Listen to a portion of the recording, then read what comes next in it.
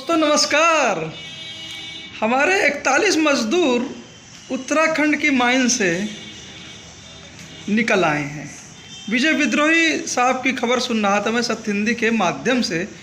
इसके लिए सबसे पहले भारतीय सेना के जवानों, एनडीआरएफ की टीम, लोकल प्रशासन और पुलिस फोर्स को बधाई, और जो भी इंजीनियर्स की टीम इत्यादि लगी थी उनको तो बधाई है ही, लेकिन खबरों में जो छाए रहे वो रैट माइनर्स छाए रहे। जी हाँ, वही असंगठित क्षेत्र के रैट माइनर्स जो बैन हैं, सब कुछ हैं, जिसको विजय विद्रोही जी के माध्यम से मैंने सुना। और इसी क्रम में मैंने जो उनके जो रैट माइनर्स के जो हेड हैं वो शायद वकील हसन जी की बात आई, और दूसरे जो जिन्होंने सुझाव दिया तो कोई जैन साहब थे उदयपुर के, उनकी बात आई। तो ठीक मुझे याद आ गया 2015-16 की बात। जी हाँ, अरकन्या चौराहे पर करीब, मेरे चौराहे पे जहाँ पे रहता हूँ, अरकन्या चौराहा मुट्ठीगंज इलाहाबाद में, जहाँ पे 29-30 फीट नीचे सीवर लाइन जो गंगा प्रदूषण जीपीसीयू की होती है वो फेल हो गई थी। पहले on side India private limited की कंपनी जो एचबीटीआई मेरे कॉलेज की ही कंपनी थी, तो उन्होंने लाइनर बिछाया। काफ़ी हद तक वो हर जगह कामयाब रहे, लेकिन कुछ कारणों से यहाँ लाइनर फेल हो गया। तो लाइनर तब बिछाया जाता है जब हम ऊपर से जो इतनी गहरी सीवर लाइंस को नहीं खोद सकते हैं, और खोद भी ले तो बड़ा खर्चीला हो जाए, क्योंकि अगल बगल रोड साइड बड़े बड़े मकान होते हैं, तो ऊपर से खोद कर नीचे तक इतना जाना, फिर उसके लिए पूरी बॉर्डरिंग इत्यादि करना काफ़ी टफ काम हो जाता है। तो लाइनर क्या होती है, पॉलीमर की कोट जो एग्जिस्टिंग पाइप रहता है उसमें अंदर ही अंदर डाल दी जाती है मेन होल से घुसते हुए। तो किसी कारण से यहाँ चौराहे पर से और कुछ थोड़ी दूर तक, करीब 40 मीटर तक ये लाइनर फेल हो गया था। तो उसके बाद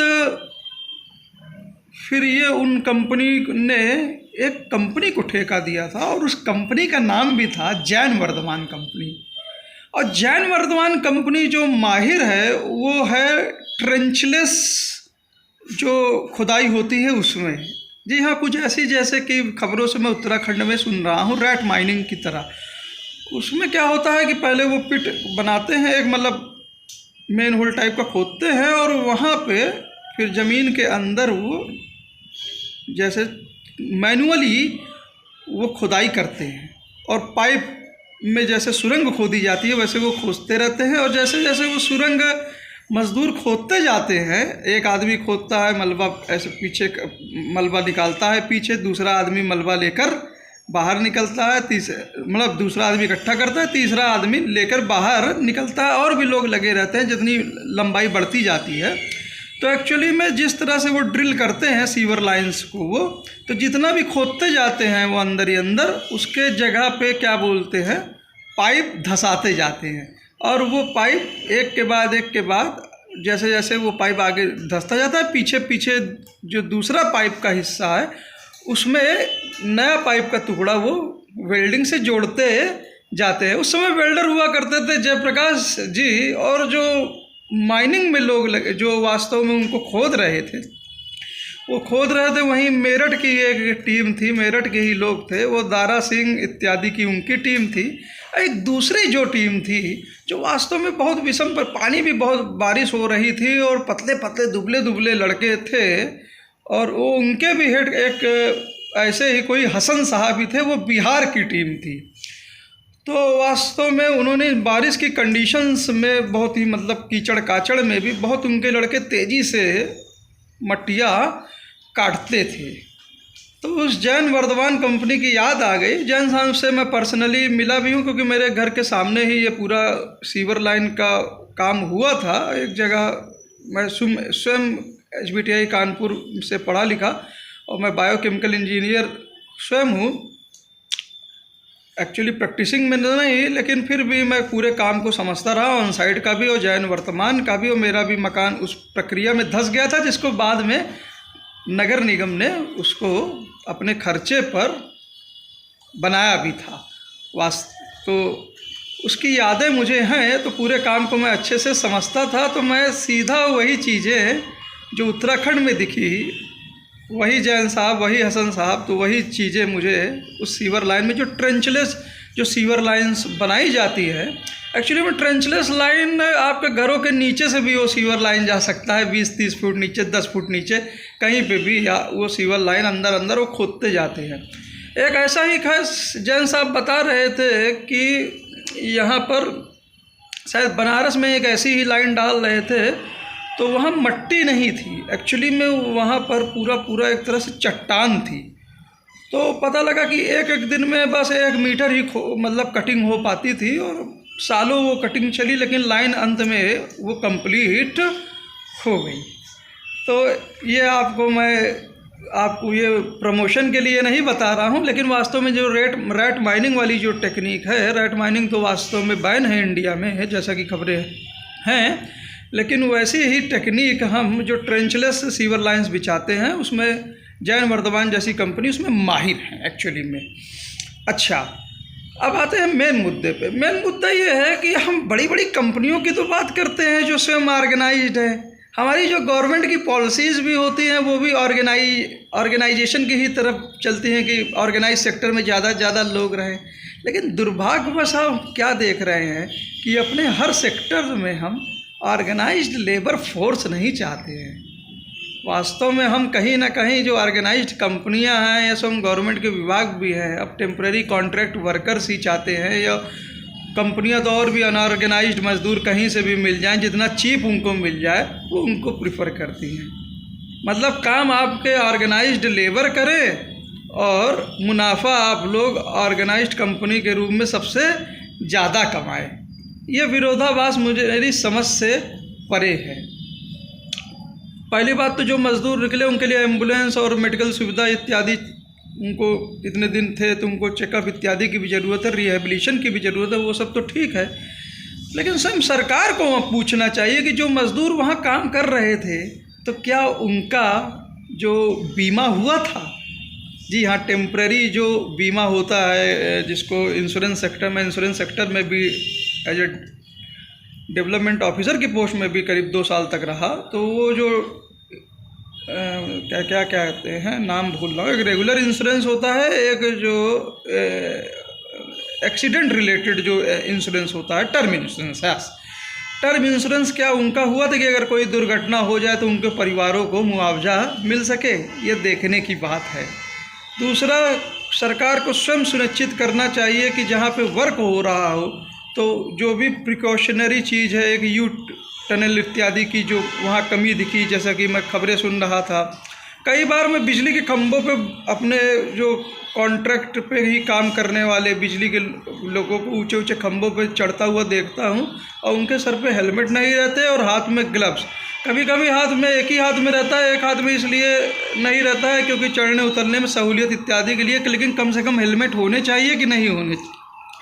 तो अनऑर्गेनाइज सेक्टर्स की अपनी टेक्निक्स है। आज जब हर तरह की मशीनें फेल हो गई तो वही अनऑर्गेनाइज्ड लोगों की जो स्किल्स है वही आज काम में आई, और जो फील्ड में हम वर्क कर रहे थे अनऑर्गेनाइज्ड लेबर के एक्सपीरियंस और उनसे रिलेटेड इंजीनियर्स और कंपनी के लोग के एक्सपीरियंस ही वास्तव में आज वहाँ पहाड़ पे भी उन अनऑर्गेनाइज्ड मजदूरों को मदद करने में आया। तो जब तक हम कंपनीज और पूंजी और वेल्थ को ऑर्गेनाइज करने से आगे अपने वर्कर्स और लेबर फोर्स इत्यादि को ऑर्गेनाइज इस हिसाब से नहीं कर पाते हैं प्रॉफिटेबल वे में, लाइफ के भी हिसाब से और पैसे के जो उनको देते हैं उनके हिसाब से इत्यादि से, तो कम से कम अपने अनऑर्गेनाइज सेक्टर के प्रति जैसा भी वो चल रहा है, हर सेक्टर में बैन नहीं है, हर सेक्टर के अपने तरीक़ों से वो चलते हैं। छोटे छोटे किराना की शॉप, छोटे छोटे जो बिजनेसेस कैसे विषम परिस्थितियों में सरवाइव कर जाती हैं जहाँ बड़े बड़े सिस्टम्स फेल हो जाते हैं।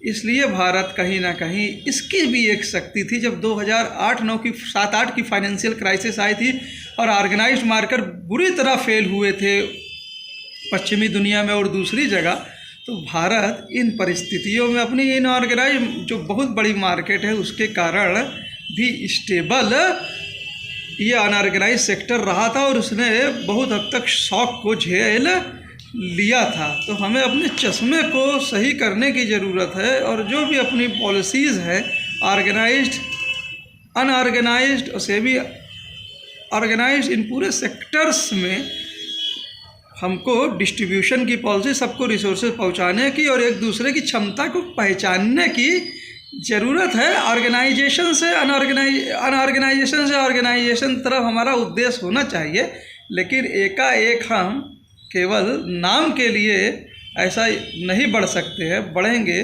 तो जो इकनॉमी की प्रोडक्टिविटी उतनी रह नहीं जाएगी। बड़े बड़े कुछ सितारे चमकेंगे ज़रूर, लेकिन एक बहुत बड़ा अंधेरा रह जाएगा। तो इस लिहाज से हमें अपनी पॉलिसीज़ सब कुछ देखनी होगी, प्रमोशन सब चीज़ों को करना होगा। धीरे धीरे ऑर्गेनाइज सेक्टर का रेशियो बढ़ाना होगा जितनी हमारी कैपेसिटी है। ये नहीं कि ऑर्गेनाइज्ड कंपनी और प्रॉफिट बना ली और अनऑर्गेनाइज्ड वर्कर की बाणों से और उनकी ज़िंदगियों को रिस्क करते हुए हम खूब काम ज़्यादा मुनाफे के लिए करते रहे। तो उत्तराखंड से हमें सबक लेना है और ये भी देखना है कि हम जो डेवलपमेंट कार्य उत्तराखंड में कर रहे हैं वो ज़्यादातर जो रिलेटेड होना चाहिए वो नेशनल सिक्योरिटी से रिलेटेड होना चाहिए। बाकी आप धर्म कर्म के नाम पे बड़ी बड़ी जो रोड्स इत्यादि ये सब बनाने की कोशिश कर रहे हैं, तो भगवान कठिन रास्ता चाहते हैं कि भक्त आए दर्शन करें। पैसे देके आप सहूलियतों के अनुसार जो मंदिर के बाहर इत्यादि जो दर्शन कर लेते हैं, तो उस दर्शन का कितना प्रभाव होता होगा ये आप अपनी अंतरात्मा से पूछिए। और जो इनके पास नहीं है, हैव नॉट, वो लंबी लाइनों में लगे रहते हैं, तो वास्तव में भगवान किनकी सुनते हैं ये आप स्वयं से सोचिए। तो हमें अपने आत्ममंथन की ज़रूरत है। 41 मजदूर, शायद दीपावली का ही दिन था जब मैंने ये खबर सुनी थी, दिवाली। तो आज प्रकाश वास्तव में उनके जीवन में तो आज फिर से उदय हुआ है। सभी लोगों को बधाई इसके लिए। जय हिंद, जय भारत, थैंक यू सर। और हाँ, प्रधानमंत्री जी ने इस पे काफ़ी संज्ञान लिया, इस पे मोदी जी को इसके लिए खास बधाई। और राहुल गांधी जी ने भी इसका मुद्दा कहीं ना कहीं हर जगह उठाया था पूरी संवेदना से, और भी अन्य लीडर्स ने, ताकि मीडिया में और ख़ासकर यूट्यूब मीडिया, जी हाँ, यूट्यूब मीडिया के ज़रिए ये खबर बहुत आई और ये हमारा फोकस पूरी तरह से गया है। उम्मीद है ये एपिसोड ठीक है। चलिए, जय हिंद, जय भारत, थैंक यू सर।